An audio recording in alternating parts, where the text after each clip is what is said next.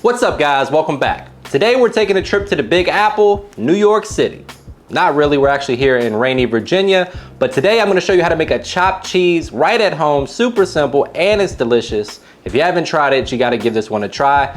But before we get into the recipe, please take a quick second to subscribe to the channel. Make sure you hit that bell to enable notifications as well. All right guys, what I love most about this recipe is one, it's delicious, but it's also super inexpensive to make. It's only a few ingredients, one being a nice diced onion.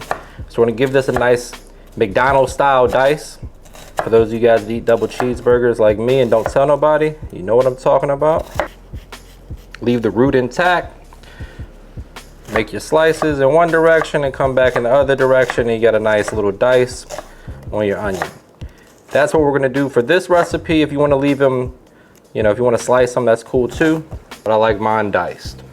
That way you get a nice consistent bite on your sandwich. And we have a tomato right here. We're gonna slice this into nice thin slices, and we're gonna season the tomato with AP seasoning. Because if you don't season your tomato, I don't wanna eat at your house.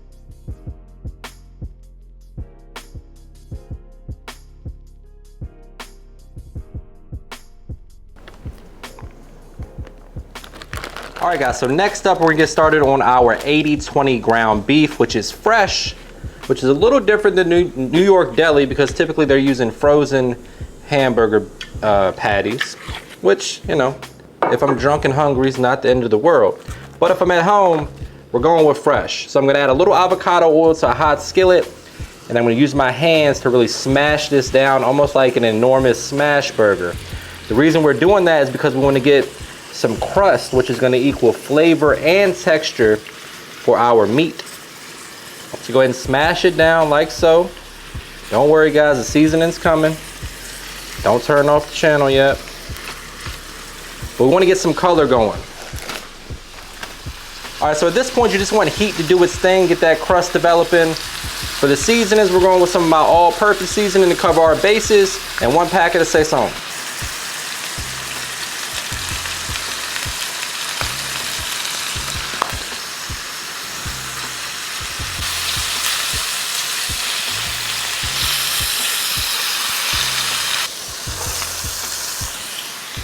So we're gonna add our onions to the same skillet, hit that with a little all-purpose seasoning as well. Let those saute while we finish up our ground beef on the other side. If they start to mix together a little bit, who the hell cares, because it's all going on the same sandwich. Really at this point, you just wanna brown your ground beef, make sure it's seasoned to taste. And then the star of the show, which is the American cheese, is gonna get added once we combine everything.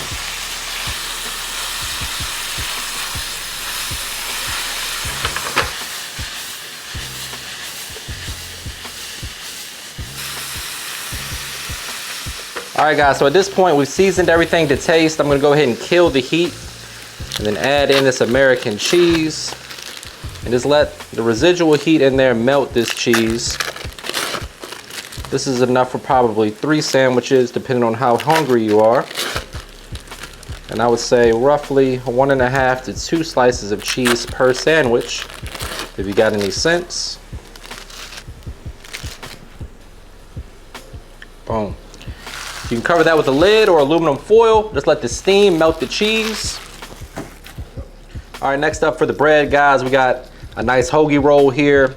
We're gonna toast it on both sides. First on the bottom side so it holds up. For our nice greasy sub that we're making, or hoagie, hero, whatever you wanna call it. A little butter, because butter makes everything better. Then after that, we're just gonna open it up and toast the inside too a little bit. Let's get it kind of moving around in that butter. Real light toast, guys. You don't have to make it super crispy.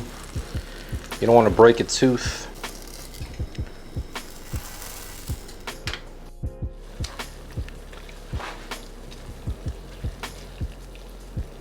Now it's time to dress up our chopped cheese. I'm going a little mayo on both sides, because why the hell not? We're here for a good time, not a long time.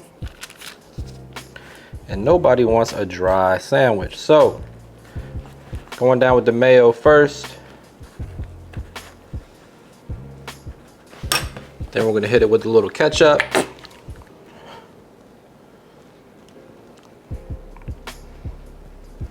Then we're going down with a little lettuce for health. Jokes. And then some thinly sliced tomato.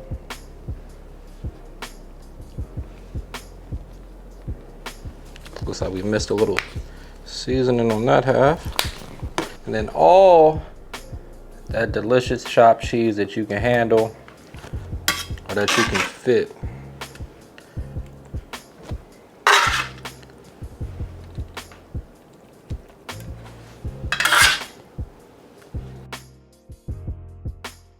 Just a little more ketchup before the wrap.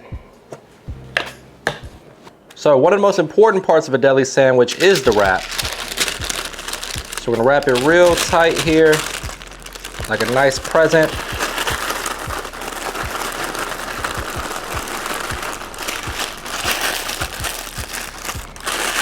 And just let that hang out for a minute or two to kind of steam.